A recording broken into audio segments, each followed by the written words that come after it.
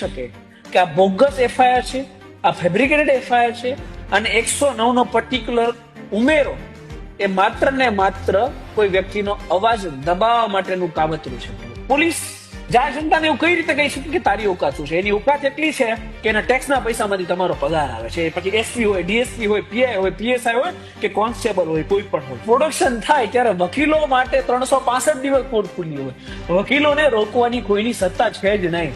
કે પછી કમિશનર ખુદ પણ ગેટ કેમ ના ઉભી રહી જાય? ભવિષ્યમાં આપણે એવા દિવસો જોશું, પત્રકાર તરીકે અને વકીલ તરીકે હું પણ જોઈશ કે કોઈ વિધાનસભામાં કાલે ઉઠીને વિરોધ કરતો હોય તો પોલીસ ત્યાંથી બોચી પકડીને લઈ જશે. ત્યારે સત્તા પક્ષના તાલુકા પ્રમુખ હોય, પેજ પ્રમુખ હોય, બોર્ડ પ્રમુખ હોય, તો પણ ઉપરથી પૂછવામાં આવે કે આ એફઆઈઆર છે દાખલ કરવી કે નહીં.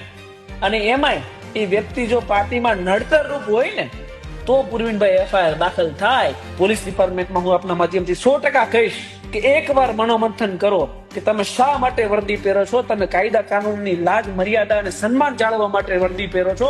તમે કોઈ પાર્ટીની પગચંપી કરવા માટે વર્દી નથી પહેરતા. એવી સિસ્ટમ ઊભી કરો કે તમારી 7 પેઢીનું કલ્યાણ થાય. બાકી ભવિષ્યમાં તમારી જનરેશન ને તમારી આવનારી પેઢીઓ ને તમે જાતે જ ગુલામ બનાવી રહ્યા છો. ધારાસભ્ય ચૈતર વસાવાની પોલીસે જે રીતના ધરપકડ કરી છે અને ત્યારબાદ જે સમગ્ર પોલીસની કાર્યવાહી છે તેને લઈને સતત સવાલો ઉઠી રહ્યા છે. ત્યારે કાયદો શું કહે છે તે વિશે આજે વાત કરવી છે અને આજ ચર્ચા કરવા માટે આપણી સાથે એ વરિષ્ઠ વકીલ મેહુલ બોગરા જોડાઈ ગયા છે. મેહુલભાઈ, ગુજરાત તકમાં આપનું સ્વાગત છે. ધન્યવાદ.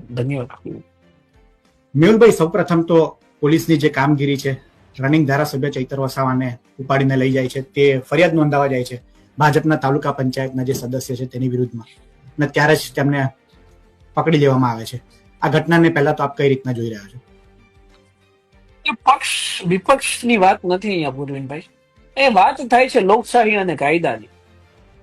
કાયદા મુજબ જયારે કોઈ પણ ધારાસભ્ય હોય, એ સત્તા પક્ષનો હોય કે વિપક્ષ હોય, એ જયારે પોતાની ઓફિશિયલ ડ્યુટી ડિસ્ચાર્જ કરતો હોય, એનો મતલબ એવો છે કે જયારે જનતાનો અવાજ રિપ્રેઝેન્ટ કરતો હોય. જ્યાં સુધી મને જાણકારી છે ત્યાં સુધી સંકલન બેઠક હતી જેમાં પ્રાંત કચેરીમાં એ લોકો ગયા હતા. તો એનો મતલબ એવો છે કે જનતાનો અવાજ રિપ્રેઝેન્ટ કરવા ત્યાં ગયા છે. હવે જો જનતાનો અવાજ બનીને ત્યાં ગયા છે તો એની પોતાની ડ્યુટી એ ડિસ્ચાર્જ કરે છે. તો એ સમય દરમિયાન ધારાસભ્યની ધરપકડ થઈ શકે નહીં.